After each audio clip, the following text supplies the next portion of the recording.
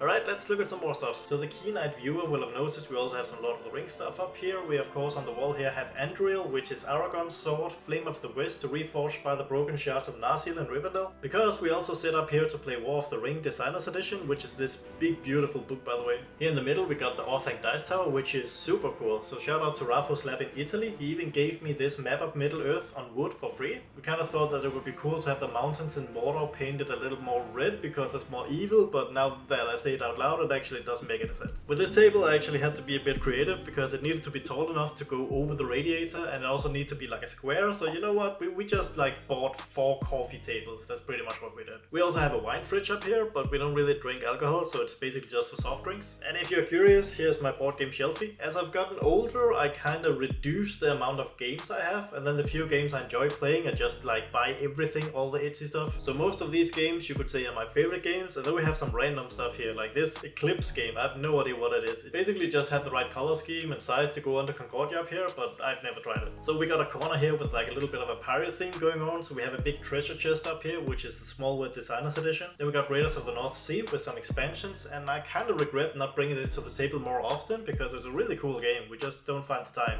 Dune Imperium is one of my other favorite games, and these minis we actually did paint ourselves. And after we painted these, we kind of got tired of it because we had no technique, we have no idea how to do shadows and grounding and stuff, so we spent way too much time on this. Ark Nova is one of my other favorite games, so we got a big polar bear here that's literally its only job is to like look at this stupid little polar bear tile here. That's all it does. The 3D kiosks and pavilions here are really cool, especially this little break token here, so amazing. And also the iron money I found on Etsy here is literally the most beautiful money I've ever seen. And on the bottom right is probably the proof that I'm like 10% autist or something. I mean, who would do something like that? We're also rocking some Takenoko Designers Edition over here with a giant panda, and I'm telling you, every girl goes crazy about this game because everything is just so pink and wonderful, purple.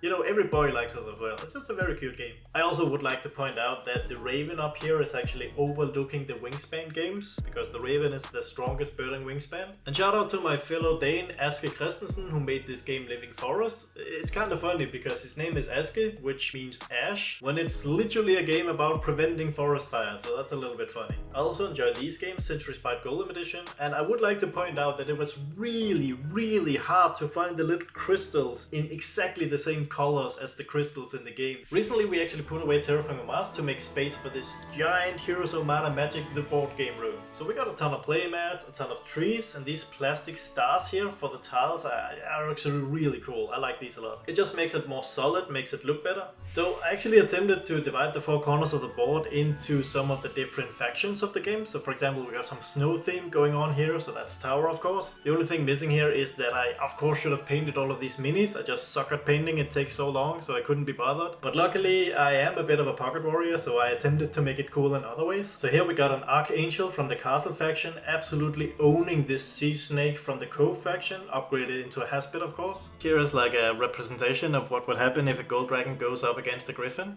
Look, the Griffin is gonna get omega owned.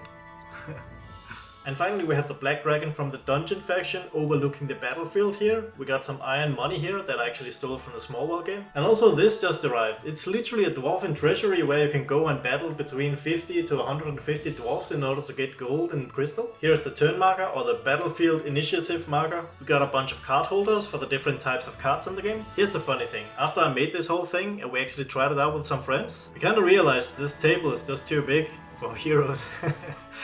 It's probably better to have on a smaller table. So basically this was kind of a huge failure, but at least it looks cool.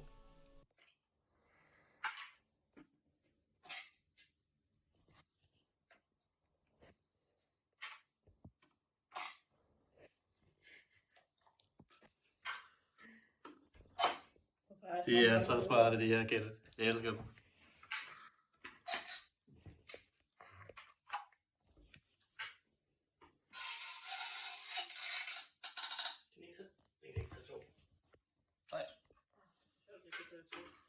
Hvis de ligger på den her måde, så går det godt. Nej. Double efficiency. Sådan.